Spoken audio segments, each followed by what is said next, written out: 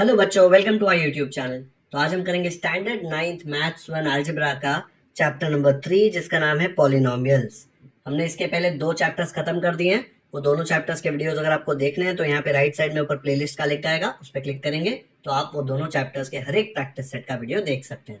आज एक नया चैप्टर शुरू कर रहे हैं, फ्रेश चैप्टर पॉलिनोमियल्स, जो कुछ लोगों को बहुत ईजी लगता है लेकिन कुछ लोगों को बहुत डिफिकल्ट भी लगता है। इंपॉर्टेंट बहुत ज़्यादा है क्योंकि इसके कॉन्सेप्ट जो है वो बाकी चैप्टर्स में भी यूज होते हैं और ये बहुत ही अच्छा स्कोरिंग चैप्टर है, तो सबको आना ही चाहिए। चलो शुरू करते हैं। ये पॉलिनोमियल होता क्या है? आपको पता है पॉलिनोमियल की डेफिनेशन क्या है? कोई आइडिया है तो बताओ मुझे कमेंट सेक्शन में कि क्या होती है पॉलिनोमियल की डेफिनेशन। जिनको नहीं पता है वो इस चीज पर ध्यान दो, इस पर नहीं, अभी जो बताऊंगा उसके ऊपर ध्यान दो। जब भी आपको ऐसे टर्म्स दिखे ना कि वेरिएबल है उसके ऊपर पावर है, ठीक है, तो पॉलिनोमियल होने का चांस होता है। लेकिन हर एक वेरिएबल पावर वाला जो होगा वो पॉलिनोमियल नहीं होगा।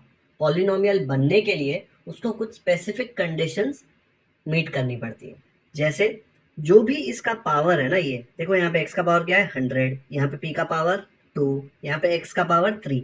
जो भी वेरिएबल है, यहाँ पे जो अल्फाबेट्स दिख रहे हैं ना उसको वेरिएबल बोलते हैं ना, उसके जो भी इंडेक्स या पावर में जो भी है वो एक होल नंबर होना चाहिए।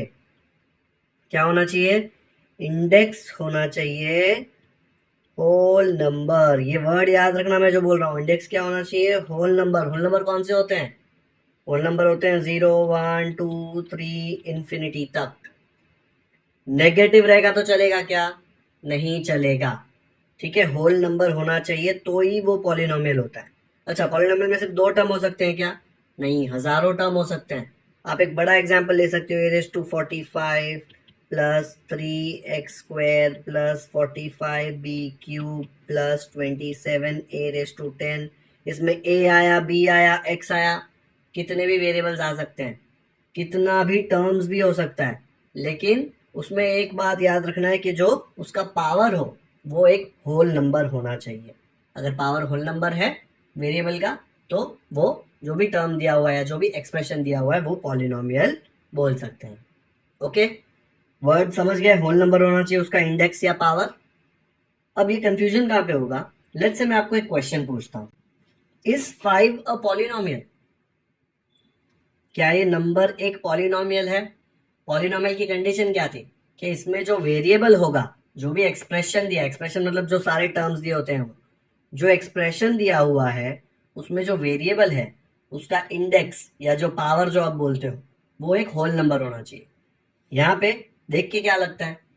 देख के ऐसा दिखता है कि भाई इसमें तो वेरिएबल ही नहीं है। लेकिन आप 5 को ऐसे तो लिख सकते हो ना, 5x⁻⁴। याद है हमने 8th स्टैंडर्ड में इसकी वैल्यू पढ़ी थी। x⁻⁴ क्या होता है? x⁻⁴ की वैल्यू होती है 1। कोई भी वेरिएबल ले लो, b⁻⁴ लेंगे तो भी 1 आएगा, 10⁻⁴ लेंगे तो भी 1 आएगा, एनीथिंग⁻⁴ लेंगे तो यहाँ पे 1 ही आने वाला है। ओके, तो ये x⁻⁴ की वैल्यू 1 हो गई। 5 मल्टीप्लाइड बाय 1 क्या आएगा? 5 ही आएगा ना। तो आप कोई भी नंबर को या कोई भी कांस्टेंट, कांस्टेंट है ना ये, कोई भी नंबर को या कांस्टेंट को x⁻⁴ या a⁻⁴ के साथ में लिख सकते हो। तो यहाँ पे देखो वेरिएबल आ गया और उसका पावर या इंडेक्स होल नंबर है ना, 0 एक होल नंबर है। तो मैं बोल सकता हूं कि यस 5 एक पॉलिनोमियल है। ठीक है, आया समझ में? कोई भी नंबर दे दिया आपको, सपोज ऐसे दिया 1/3, तो 1/3 को भी आप लिख सकते हो 1/3 इक्वल टू 1/3। क्या वेरिएबल लू? y ले लू, y⁻⁴। ये और ये एग्जैक्टली सेम है क्योंकि y⁻⁴ की वैल्यू क्या है? 1। 1/3 इंटू 1 इज 1/3। तो कोई भी नंबर को आप 0 पावर के वेरिएबल के साथ लिख सकते हो तो वो नंबर भी बन जाता है पॉलिनोमियल। ओके, समझा? पॉलिनोमियल का जो इंडेक्स होता है, पावर होता है, वो हमेशा एक होल नंबर होना चाहिए। चलो कुछ एग्जांपल्स देखते हैं। तो मैंने बताया था कि जो पावर है वो होल नंबर होनी चाहिए। यहाँ पे देखो, whole number, whole number, whole number, whole number, whole number. ये यहाँ पे √2 है, उससे कोई फर्क नहीं पड़ता। ये √2 तो ये टर्म के आगे है ना, इसको कोएफिशिएंट बोलते हैं, याद है? कोएफिशिएंट, कोएफिशिएंट बोलते हैं इसको। ये √2 हो, नेगेटिव हो, उससे कोई फर्क नहीं पड़ता। जो उसका इंडेक्स है वो हमेशा होल नंबर होना चाहिए। तो ये सारे पॉलिनॉमियल, यहाँ पे देखो अपॉन टू मतलब 1/2 हो गया ना, ये उससे कोई फर्क नहीं पड़ता। यहाँ पे इंडेक्स देखो होल नंबर है, यहाँ ये इंडेक्स नेगेटिव है, होल नंबर है क्या? नहीं है। तो मैं सीधा बोल सकता हूँ कि भाई तू पॉलिनॉमियल नहीं है, तो ये नहीं है पॉलिनॉमियल। What about this? इसका इंडेक्स देखो √2 है, चलेगा क्या √2? √2, 1/√2 ये सब होल नंबर तो नहीं है ना, तो ये भी पॉलिनॉमियल नहीं है। What about this one?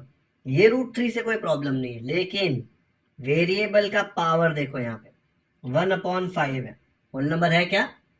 नहीं है होल नंबर। तो मैं सीधा बोल सकता हूँ कि भाई तू भी पॉलिनॉमियल नहीं है। यहाँ पे क्या दिया देखो 4.2, 4.2 होल नंबर है क्या? होल नंबर में डेसिमल पॉइंट नहीं होता ना, अगर होगा डेसिमल पॉइंट तो भी ऐसा हो सकता है 4.0 विच इज नथिंग बट 4, लेकिन 4.2 तो एक होल नंबर नहीं है, तो मैं बोल सकता हूँ ये भी पॉलिनॉमियल नहीं है। आया समझ में क्या होता है पॉलिनॉमियल? इस पे कुछ क्वेश्चन सॉल्व करते हैं। तो फर्स्ट क्वेश्चन दिया है प्रैक्टिस सेट 3.1 का, state whether the given algebraic expressions, ये पूरा एक एक्सप्रेशन है, given algebraic expressions are polynomials, justify मतलब आपको रीजन लिखना है। अब यहाँ पे y प्लस 1/y दिया है, इसको मैं ऐसे लिख सकता हूँ, अगर मुझे सिंप्लीफाई करना है तो मैं बोल सकता हूँ y मतलब y⁻1 प्लस ये 1/y को, ये y को ऊपर लेके आना है, तो कैसे आएगा वो ऊपर? नीचे उसका पावर 1 है, ऊपर जाके उसका पावर साइन चेंज कर देगा, तो क्या आ जाएगा? y⁻1। तो ये जो है वो बन जाएगा y⁻1। ये इंडाइसेस में सीखा था ना हमने, ऐसे होता था 1/a तो उसको लिखते थे a⁻1। ठीक है, अगर 1/a² होता तो a⁻2 हो जाता। अगर वो ऊपर जाता है वेरिएबल तो उसका जो भी पावर है वो साइन चेंज कर देगा। अगर ऐसे दिया तो 1/a⁻3, तो ये जब ऊपर जाएगा तो साइन चेंज करेगा, -3 क्या बन जाएगा? +3। समझा? साइन चेंज होगा। तो यहाँ पे कुछ नहीं है, मतलब y⁻1 ऊपर जाएगा तो बन जाएगा y⁻1। ये -1 होल नंबर है क्या? नहीं है होल नंबर, होल नंबर तो 0 से शुरू होता है। तो मैं सीधा बोल सकता हूँ कि भाई तू पॉलिनॉमियल नहीं है। ये y⁻1 बोलेगा, मेरी क्या गलती है, मेरा पावर तो होल नंबर है। लेकिन हम लोगों को एक एक टर्म नहीं बताना, हमको बोलना है एल्जेब्रिक एक्सप्रेशन पॉलिनॉमियल के नहीं। लेकिन हम लोगों को एक एक टर्म को नहीं बताना पॉलिनॉमियल, पूरे एल्जेब्रिक एक्सप्रेशन को बताना है। एक्सप्रेशन ये पूरा साथ में आता है, एक एक करके नहीं आएगा, पूरी टीम एक साथ चेक करनी है। तो पॉलिनॉमियल है क्या? हो ही नहीं सकता, क्योंकि इसका पावर होल नंबर नहीं है, ये -1 है ना।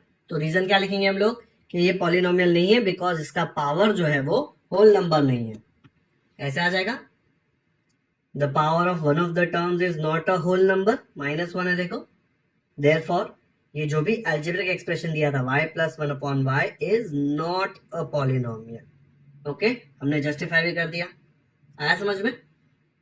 वीडियो पॉज करके देख लो एक बार। फर्स्ट क्वेश्चन है, मुझे पता है बहुत इजी है, लेकिन ऐसे बेसिक क्वेश्चंस में भी बच्चे मिस्टेक करते हैं। आपको जो इजी क्वेश्चन है उसमें तो कभी मिस्टेक नहीं करना। नेक्स्ट करते हैं। अब यहाँ पे दिया है 2 - 5√x, इसको लिखने का एक और तरीका क्या है? 2 माइनस ये 5 ऐसे ही रहेगा, ये x को मैं क्या लिख सकता हूँ? x को लिख सकता हूँ x⁻1/2। ये छतरी जो होती है इसके यहाँ पे 2 होता है ना, ऐसे कोई भी छतरी में अगर नंबर नहीं लिखा है, सपोज यहाँ पे मैंने दिया x और इधर नंबर नहीं है, तो वो 2 होता है। और उसको छतरी के बिना लिखना है तो दूसरा तरीका है, सिर्फ ये वेरिएबल लिखो और छतरी जो है वो हो जाएगी 1/2। ठीक है, अगर ऐसा दिया होता तो √x, तो इसको लिखने का तरीका होता है x⁻1/3। ये जब ऊपर जाता है तो 1/, बन जाता है।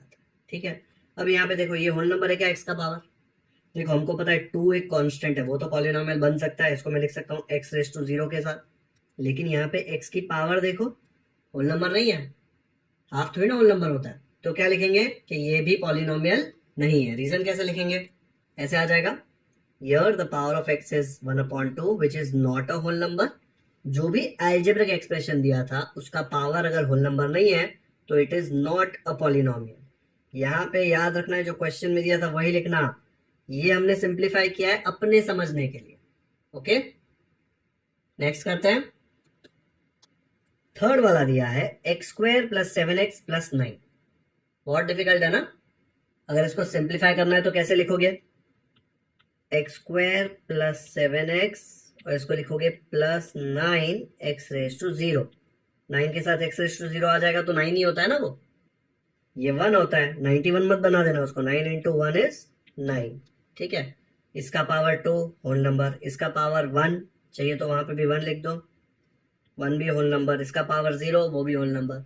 तो यहाँ पे हर एक टर्म का जो पावर है वो होल नंबर है, तो मैं बोल सकता हूँ ये जो अलजेब्रिक एक्सप्रेशन है ये एक पॉलिनोमियल है। तो इसका आंसर कैसे लिखेंगे, कैसे आ जाएगा, here the powers of the variable x are 2, 1 and 0, 2, 1 and 0 which are whole numbers. Therefore ये जो क्वेश्चन दिया था algebraic expression x square plus 7x plus 9 it is a polynomial.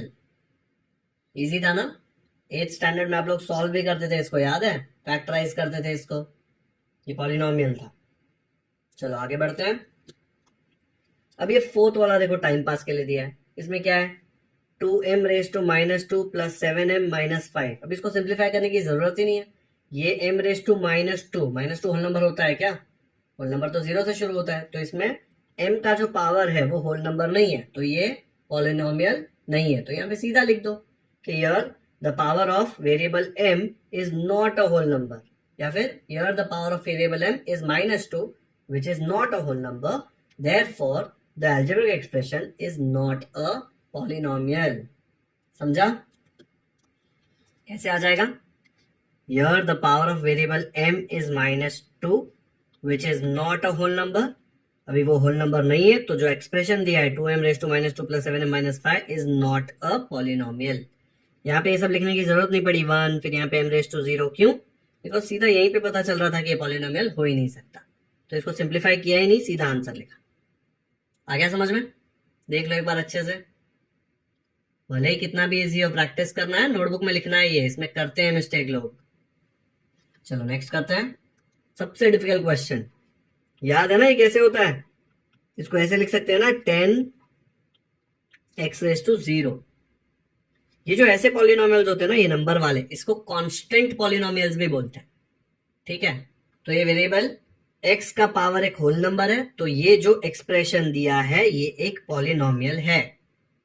ठीक है, आपको चाहिए तो आंसर में कांस्टेंट पॉलिनोमियल भी लिख सकते हैं, नहीं लिखा तो भी चलेगा, सिर्फ पॉलिनोमियल लिखो तो भी चलेगा। कैसे लिखेंगे, here the power of variable x is 0 which is a whole number, therefore ये जो एक्सप्रेशन दिया है 10 इट इज अ पॉलिनोमियल, या फिर ये पॉलिनोमियल की जगह पे कांस्टेंट पॉलिनोमियल भी लिख सकते हो, पॉलिनोमियल तो है ही, कांस्टेंट क्यों, बिकॉज देखो इसमें नंबर ही है ना, वेरिएबल था ही नहीं, ये तो हमने जबरदस्ती घुसाया है वेरिएबल। आया समझ में, तो अलजेब्रिक एक्सप्रेशन पॉलिनोमियल होता है कि नहीं होता वो भी आपको समझ गया फाइंड कैसे करने का। ओके, आपको वेरिएबल का पावर चेक करना है, पूरे अलजेब्रिक एक्सप्रेशन में हर एक टर्म का वेरिएबल का पावर या इंडेक्स होल नंबर होना चाहिए, अगर होल नंबर नहीं है तो पॉलिनोमियल नहीं है, अगर होल नंबर है तो पॉलिनोमियल है। ओके, और दूसरी बात, जो नंबर्स होते हैं उनमें हम जबरदस्ती वेरिएबल घुसाते हैं, तो नंबर तो कभी वैल्यू चेंज नहीं करता ना, कांस्टेंट होता है, इसलिए उसको कांस्टेंट पॉलिनोमियल बोलते हैं। ओके, चलो आगे बढ़ते हैं। सेकेंड क्वेश्चन दिया है, right the coefficient of m³ in each of the given polynomials. आपको फाइंड नहीं करना कि पॉलिनोमियल है कि नहीं, आपको कोएफिशिएंट लिखना है। कोएफिशिएंट मतलब देखो ये m³ का कोएफिशिएंट मतलब m³ के आगे क्या नंबर है, यहाँ पे जब कोई भी नंबर नहीं होता वेरिएबल के आगे मतलब 1 होता है। ठीक है, तो यहाँ पे अगर हम लोग ये फर्स्ट वाला देखें m³ तो उसका क्या आएगा, हम बोलेंगे coefficient of m³ is equal to, यहाँ पे क्या है देखो 1, तो आ जाएगा 1। सिमिलरली सेकेंड वाला करेंगे तो क्या आएगा, सेकेंड वाला देखो, सेकेंड वाला ये रहा, डरावना दिख रहा है लेकिन डरना नहीं है। m³ कहाँ है पहले ढूंढो, यहाँ पे नहीं है, यहाँ पे नहीं है, ये रहा m³, उसका कोएफिशिएंट क्या है ये, लेकिन सिर्फ ये नहीं है, इसके साथ इसका भाई माइनस भी है। कोएफिशिएंट पूरा टर्म होता है, टर्म की साइन क्या है यहाँ पे माइनस, तो m³ का कोएफिशिएंट यहाँ पे आएगा -√3। तो इसका आंसर कैसे लिखेंगे, coefficient of m³ second question के लिए है -√3। ओके, अब थर्ड वाला आप लोग मुझे खुद बताओ क्या आएगा, अच्छे से ऑब्जर्व करो, मैं आंसर लिख रहा हूं मत देखो, मुझे अच्छे से बताओ देखकर कि कोएफिशिएंट क्या है एम क्यूब का। यहाँ पे एम क्यूब है देखो, और कहीं पे दिख रहा है एम क्यूब नहीं है, तो यहाँ पे एम क्यूब का कोएफिशिएंट क्या है, -2/3। जो भी उसके आगे टर्म होगा ना वो उसका कोएफिशिएंट होता है। तो यहाँ पे है -2/3। आपको चाहिए तो माइनस बीच में लिख सकते हो या ऊपर लिख सकते हो, ठीक है। आ गया समझ में? तो सेकंड क्वेश्चन भी हमारा हो गया खत्म। इजी था ना काफी, सिर्फ कोएफिशिएंट फाइंड आउट करना था। कोएफिशिएंट मतलब समझ गया। अच्छा मुझे बताओ यहाँ पे एम स्क्वायर का कोएफिशिएंट क्या है। ये रहा अपना एम स्क्वायर, उसके आगे कोएफिशिएंट क्या है, -5। मुझे बताओ इसमें एम का कोएफिशिएंट क्या है। एम ये रहा अपना, उसके आगे कुछ नहीं, मतलब 1 है उसका कोएफिशिएंट। ओके, आ गया समझ में? यहाँ पे अगर यही क्वेश्चन में मैं बोलूं एम स्क्वायर का कोएफिशिएंट क्या है, इसमें कहीं पे भी एम स्क्वायर दिख रहा है क्या, नहीं है, तो आप जबरदस्ती ऐसा लिख सकते हो ना, +0m², क्योंकि इसमें एम स्क्वायर था ही नहीं। तो एम स्क्वायर का कोएफिशिएंट क्या आया, एम स्क्वायर का कोएफिशिएंट 0 आया। समझा? इसमें क्या है एम स्क्वायर का कोएफिशिएंट, इसमें भी एम स्क्वायर वाला टर्म है ही नहीं ना, तो आप लिख सकते हो +0m²। तो एम स्क्वायर का कोएफिशिएंट क्या हो गया, 0। वैसे ही अगर इसमें एम का कोएफिशिएंट पूछा तो +0m, एम का कोएफिशिएंट 0, क्योंकि वो टर्म ही नहीं है। ऐसे मत लिखना कोएफिशिएंट ऑफ एम स्क्वायर, अरे भाई इधर दिया नहीं है, नहीं दिया मतलब 0 है। ऐसे ये कंफ्यूजन नहीं होना चाहिए, यहाँ पे भी तो नहीं दिया, यहाँ पे m दिया हुआ है, उसके आगे का कोएफिशिएंट नहीं लिखा है, कोएफिशिएंट नहीं दिया है तो 1 होता है। डन? स्क्रीनशॉट ले लो इसका या वीडियो पॉज करके देख लो एक बार पूरा। आ गया समझ में? टेक्स्ट बुक में आ जाओ, यहाँ पे देखो टाइप्स ऑफ पॉलिनोमियल्स दिए हैं based on number of terms. Terms क्या होते हैं, देखो अगर ये पॉलिनोमियल तो इसमें कितने टर्म्स है, 1 2। ये पॉलिनोमियल में ये 1 term, second term, third term, इसमें कितने टर्म्स है, 1 2 3। ओके, तो ये नंबर ऑफ टर्म्स है। अब नंबर ऑफ टर्म्स के बेसिस पे पॉलिनोमियल्स को डिवाइड किया गया है। अगर एक ही टर्म है, 1 टर्म, तो उसको बोलते हैं मोनोमियल।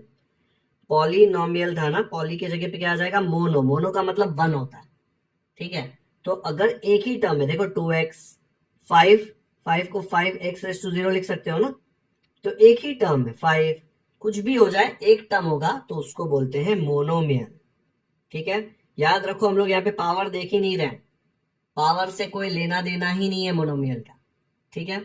अगर दो टर्म्स है, देखो यहाँ पे x⁻4 एक टर्म, ये दूसरा टर्म, तो उसको बोलते हैं बाइनोमियल। बाय मतलब 2, ठीक है। तो ये बाइनोमियल में दो टर्म होते हैं, इसका पावर 4 हो कि 400 हो उससे हमको फर्क नहीं पड़ता, पॉलिनोमियल होना चाहिए। नेगेटिव -4 रहेगा तो नहीं चलेगा, ठीक है। पॉलिनोमियल होना चाहिए, लेकिन 4 है, 400 है, 500 है, उससे फर्क नहीं पड़ता। टर्म्स कितने गिनने का, 1 2, तो बाइनोमियल, 1 2 तो बाइनोमियल। अगर 3 टर्म रहे तो ट्राइनोमियल। यहाँ पे देखो इसका कोएफिशिएंट हाफ दिया है, कोई फर्क नहीं पड़ता, टर्म्स गिनो। 1 साइन, अगर टर्म्स गिनने तो देखो ना, एक साइन दूसरा साइन, उसके बीच में देखो एक टर्म दूसरा टर्म तीसरा टर्म। यहाँ पे देखो एक साइन है दूसरा साइन है, एक टर्म दूसरा टर्म तीसरा टर्म। हर एक टर्म में क्या होता है, उसका एक कोएफिशिएंट होता है और वेरिएबल होता है। कोएफिशिएंट वेरिएबल, कोएफिशिएंट यहाँ पे वेरिएबल कहाँ पे आएगा, देखो ये कोएफिशिएंट है और ये वेरिएबल है, ठीक है। 1 है ना उसका कोएफिशिएंट, इसमें ये 5 कोएफिशिएंट, x वेरिएबल, ठीक है। 3 टर्म है तो उसको बोलते हैं ट्राइनोमियल। आया समझ में? ये वाला पार्ट अगर आप रीड करके कंफ्यूज हो रहे हो बिल्कुल भी मत होना, ये मैं प्रैक्टिस सेट खत्म होते होते आपको समझा दूंगा। नेक्स्ट है degree. Degree of a polynomial क्या होता है, जो भी इसमें वेरिएबल होता है ना, उसका जो पावर होता है, इंडेक्स, पूरे एल्जेब्रिक एक्सप्रेशन में, पूरे पॉलिनोमियल में जो हाईएस्ट नंबर होता है ना, उसको बोलते हैं डिग्री। हाईएस्ट नंबर मतलब कोएफिशिएंट का नहीं, जैसे अगर यहाँ पे देखो 2 5 9 है तो ऐसा नहीं कि 9 डिग्री हो गया। हम लोग को वेरिएबल का पावर देखना है, तो यहाँ पे देखो वेरिएबल x है, उसका पावर यहाँ पे 7 है, यहाँ पे कुछ नहीं तो 1 है, यहाँ पे दिया ही नहीं है तो 0 है। सबसे हाईएस्ट पावर का है 7 है, तो ये वाले पॉलिनोमियल की डिग्री क्या आ गई, 7, ठीक है। अगर कांस्टेंट पॉलिनोमियल, लेट्स से मैंने आपको दिया था 5, तो 5 को आप लिख सकते हो 5x⁻0, तो इसकी डिग्री क्या हो गई, 0, ठीक है। तो कांस्टेंट पॉलिनोमियल की डिग्री आ जाएगी 0, क्योंकि पावर 0 आ रहा है ना। आया समझ में?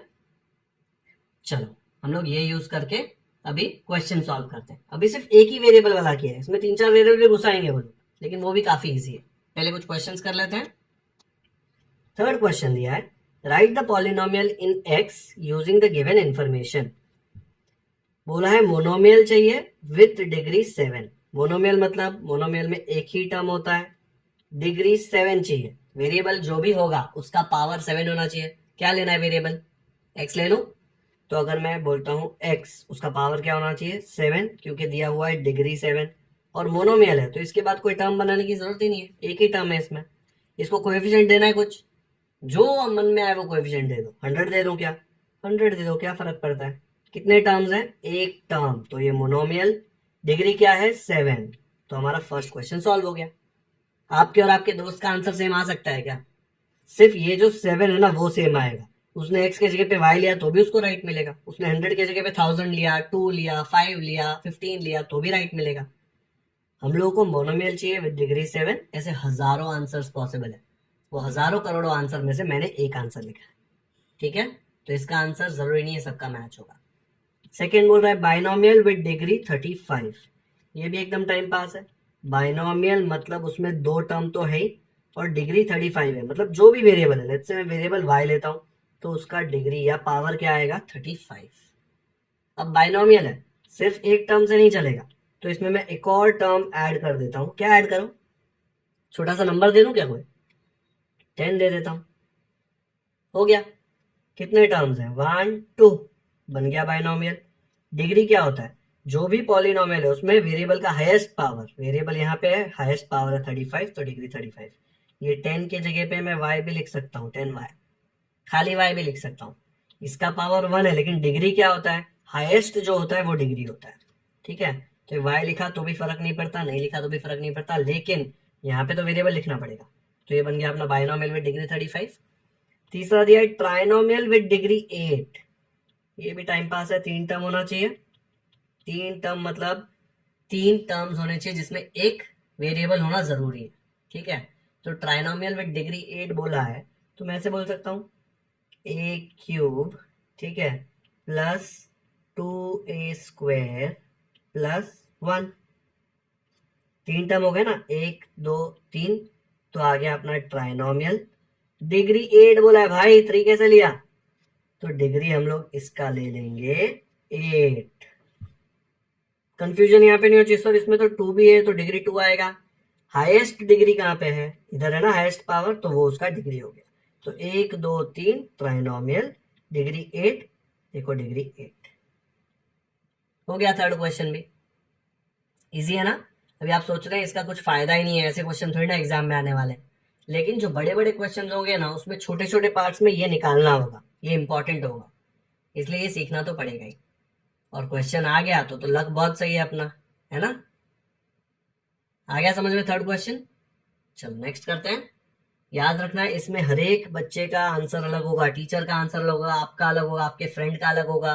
गलती से सेम आ सकता है, कोइंसिडेंस हो सकता है, लेकिन बहुत अच्छा चांस है कि सब लोग अपना अपना दिमाग में अपना लकी नंबर डाल के सोचेंगे। जैसे मेरा नंबर 7 है लकी, तो मैं यहाँ पे 7 डाल दूंगा कोएफिशिएंट, इधर भी 7 डालूंगा, इधर भी 7 डालूंगा, इधर भी 7 डालूंगा, लेकिन ये चेंज नहीं कर सकता मैं, ओके? क्योंकि डिग्री 8 दिया हुआ है। चलो नेक्स्ट करते हैं।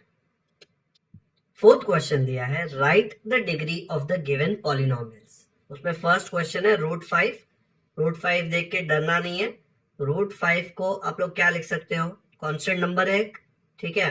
ऐसे मत सोचना सर ये होल नंबर थोड़ी ना है, अरे लेकिन ये वेरिएबल के ऊपर थोड़ी ना है, ये तो कोएफिशिएंट बनेगा ना। ये √5 के आगे आप लोग x⁻0 लिख ही सकते हो हमेशा, क्योंकि x⁻0 का वैल्यू क्या है? 1 होता है ना। अगर आपको एकदम सिंपल टर्म्स में चाहिए तो इसको ऐसा लिख सकते हो, देखो इनटू 1, इसको 1 से मल्टीप्लाई करेंगे तो √5 मिलेगा, करेक्ट? फिर नेक्स्ट स्टेप में इसके जगह पे लिख दो, ये √5 के जगह पे √5 मल्टीप्लाइड बाय, ये 1 के जगह पे लिख सकते हो x⁻0, क्योंकि उसका वैल्यू तो 1 आता है। फिर ये √5 इंटू x0 क्या आएगा? √5 इंटू x0 आएगा √5 x⁻0। बन गया ना पॉलिनोमियल। अब इसका डिग्री क्या है? जो भी वेरिएबल है उसका पावर, हाईएस्ट पावर क्या है उसका, 0। तो ये पॉलिनोमियल का डिग्री कितना है, 0। तो आंसर कैसे लिखोगे, ऐसे लिखेंगे ना, degree of the polynomial is 0। क्या ये सब करने की जरूरत है, बिल्कुल भी नहीं है। ये सब कुछ नहीं करेंगे, सीधा इक्वल टू लिख के √5x⁻0 लिखेंगे और सीधा लिख देंगे डिग्री 0, तो भी राइट मिलेगा। ये तो ऐसे ही टाइम पास के लिए मैंने आपको बताया कि एग्जैक्टली ये कैसे मिलता है। ये स्टेप आप कोई भी नंबर को मल्टीप्लाइड बाय 1 लिख सकते हैं, फिर वो 1 को x⁻0 लिख सकते हैं, फिर ये दोनों को कंबाइन करके ये मिल जाता है। लेकिन कंफ्यूज मत हो, अगर आप ऐसा लिखेंगे √5 = √5x⁻0, 0 है डिग्री, तो degree of the polynomial is 0, तो राइट मिलेगा, फुल मार्क्स मिलेंगे। ओके, चलो नेक्स्ट करते हैं। यहाँ पे सेकेंड वाला दिया x⁻0, एकदम ही टाइम पास क्वेश्चन है। सीधा दिख रहा है यहाँ पे हाईएस्ट जो पावर है वेरिएबल का वो क्या है, 0। तो इसका फाइनल आंसर कैसे लिखेंगे, डायरेक्टली लिखेंगे डिग्री ऑफ द पॉलिनोमियल। क्या है पॉलिनोमियल, x⁻0 इज 0, है ना। वैसे ही थर्ड वाले का क्या आएगा, थर्ड वाले में देखो वेरिएबल x है ना, उसका हाईएस्ट पावर क्या है, 2। तो थर्ड वाले में आंसर क्या लिखेंगे, degree of the polynomial x⁻2 is 2। ऐसे आ जाएगा ना। क्वेश्चन ये दिया था degree of the polynomial x⁻2 is 2, क्योंकि यहाँ पे 2 है। फोर्थ वाला करते हैं। फोर्थ वाले में दिया है √2m⁻10 - 7। ये √2 देख के डरो मत, कोएफिशिएंट जो वेरिएबल का होता है वो कुछ भी हो सकता है, ठीक है, लेकिन जो पावर है, इंडेक्स है, वो होल नंबर होना चाहिए। और हमको वैसे भी यहाँ पे पता थोड़ी ना करना है कि पॉलिनोमियल है कि नहीं, वो तो बोल रहा है भाई पॉलिनोमियल है, गिवन पॉलिनोमियल्स, आपको सिर्फ डिग्री बताना है। तो यहाँ पे m का पावर क्या है, 10, इधर तो m है ही नहीं, तो हाईएस्ट पावर वेरिएबल का 10 है, तो हम लोग लिखेंगे degree of the polynomial √2m⁻10 - 7 is 10, क्योंकि यहाँ पे हाईएस्ट पावर 10 है। ओके, तो हमारे ये 4 क्वेश्चंस खत्म हो गए। ये फिफ्थ वाले का आंसर आप खुद निकालो, 2p - √7, इसकी डिग्री क्या है बताओ जल्दी मुझे, क्या आ जाएगी इसकी डिग्री। देखो यहाँ पे, इसको आपको चाहिए तो आप लिख सकते हो इक्वल टू 2p - √7, और ये p का पावर क्या है, 1 है ना। तो क्या है हाईएस्ट पावर वेरिएबल का, 1, तो डिग्री आ जाएगी 1। ये वाला स्टेप नहीं लिखेंगे तो भी चलेगा, सीधा इसके बाद आंसर लिखेंगे, क्योंकि समझ में आता है कि p का पावर 1 है, ठीक है, तो भी चलेगा, लेकिन कर दो सिंप्लीफाई। नेक्स्ट टाइम आप खुद रेफर करोगे आपके खुद के नोट्स, तब आपको डाउट आएगा तो समझ जाएगा क्यों 1 आया है ना। चलो नेक्स्ट करते हैं। सिक्स्थ क्वेश्चन दिया है 7y - y³ + y⁵ डिग्री क्या होता है, जो भी वेरिएबल दिया है उसका हाईएस्ट पावर। यहाँ पे देख लो, ये y का पावर 1 है, ये y का पावर 3 है, ये y का पावर 5 है। हाईएस्ट पावर कहाँ पे, ये 5 वाला, तो डिग्री ऑफ द पॉलिनोमियल क्या आ जाएगा, डिग्री ऑफ द पॉलिनोमियल आ जाएगा 5। याद रखना है हाईएस्ट पावर, ठीक है। अब ये सब पपलू क्वेश्चन खत्म हो गए। फर्स्ट 6 क्वेश्चन एकदम पपलू थे, 7th और 8th क्वेश्चन थोड़े अच्छे हैं, बबलू क्वेश्चन हैं। चलो 7th और 8th सॉल्व करते हैं। अब यहाँ पे 7th में दिया है xyz + xy - z, 3 अलग अलग वेरिएबल है, तो डिग्री कैसे निकालेंगे। हर बार x का निकालते हैं तो अज्यूम कर लो कि x का निकालेंगे, ऐसे मत करना।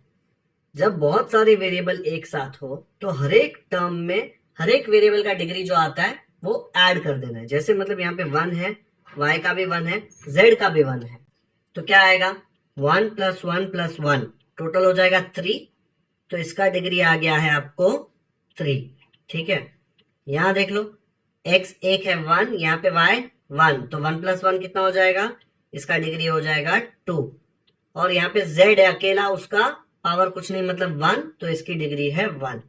तो हाईएस्ट कहाँ पे आ रहा है, हाईएस्ट ये वाले टर्म में आ रहा है 3, तो ये वाले क्वेश्चन का आंसर तो आपको सीधा पता चल गया कि डिग्री 3 है, लेकिन एक्सप्लेनेशन थोड़ा अच्छे से लिखना पड़ेगा कि ये 3 आया कैसे, ये 3 कैसे आया, x का 1, y का 1, z का 1, 1 + 1 + 1 3 है, तो कैसे लिखेंगे इसको, ऐसे लिखना पड़ेगा। ये जो लिखा है ना ये इरेज कर देना, ये सिर्फ आपके एक्सप्लेनेशन के लिए लिखा है कि यहाँ पे सम करके 3 आया था, यहाँ पे 2 आया था, यहाँ पे 1 आया था, तो ये मैं इरेज कर रहा हूं।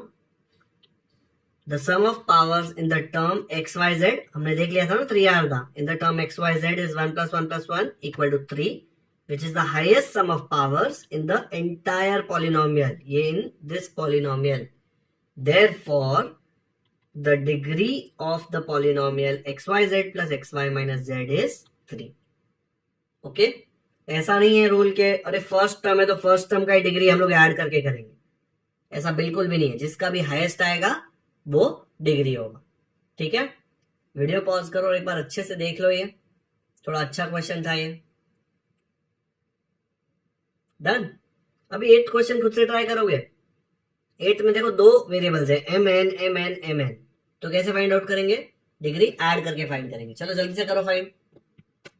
आ गया इसका आंसर? ठीक है, चलो चेक करो आपका आंसर सही है कि नहीं. यहां पे देखो 3 + 7 क्या आ जाएगा? 10.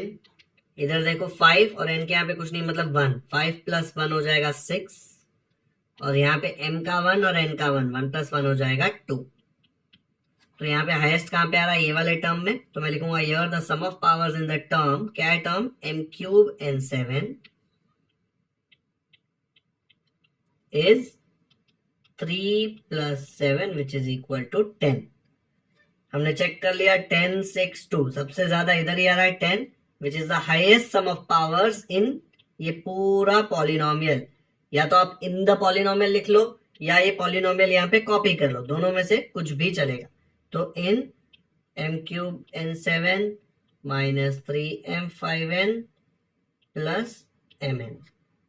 Therefore, the degree of the polynomial, कौन सा polynomial? m³ n7 minus 3m⁵n plus mn is 10, क्योंकि हमने सम निकाला तो 10 आया था. अब ये वाला पार्ट इरेज कर दो. ये और सॉल्व करने के लिए किया था. आया समझ में? आपने खुद से किया तो सेम आंसर आया ना? चलो सही है. तो हमारा यहाँ पे 4th क्वेश्चन भी खत्म होता है. तो आज का लेक्चर यहीं पे खत्म करते हैं. आज चैप्टर 3 का लेक्चर 1 था जिसमें हम लोगों ने प्रैक्टिस सेट 3.1 का क्वेश्चन नंबर 1 किया. उसमें 4 क्वेश्चंस थे, 5 क्वेश्चंस थे, सब सॉल्व किए. सेकेंड भी पूरा किया, थर्ड भी पूरा किया एंड 4th में तो 8 क्वेश्चंस थे. हमने 8 के 8 क्वेश्चन सॉल्व किए और प्रैक्टिस सेट 3.1 के पहले 4 क्वेश्चन यहाँ पे खत्म कर दिए. ठीक है, अगर वीडियो पसंद आया तो लाइक जरूर करें. इसका लिंक अपने दोस्तों के साथ व्हाट्सएप पर शेयर करें ताकि उनको भी पॉलिनोमियल समझने में आसानी हो. अगर आपने हमारे चैनल को अब तक सब्सक्राइब नहीं किया है तो सब्सक्राइब करना ना भूलें, क्योंकि हम ऐसे ही सारे प्रैक्टिस सेट के डिटेल सॉल्यूशंस अपलोड करते रहेंगे. बेल आइकन पर भी क्लिक कर दीजिए ताकि जैसे इसका लेक्चर 2 अपलोड हो आपको एक नोटिफिकेशन आए और आप कोई भी इंपॉर्टेंट लेक्चर मिस ना करें. कमेंट सेक्शन में मुझे जरूर बताएं कि आपको ये वीडियो कैसा लगा. Thank you so much for watching this video.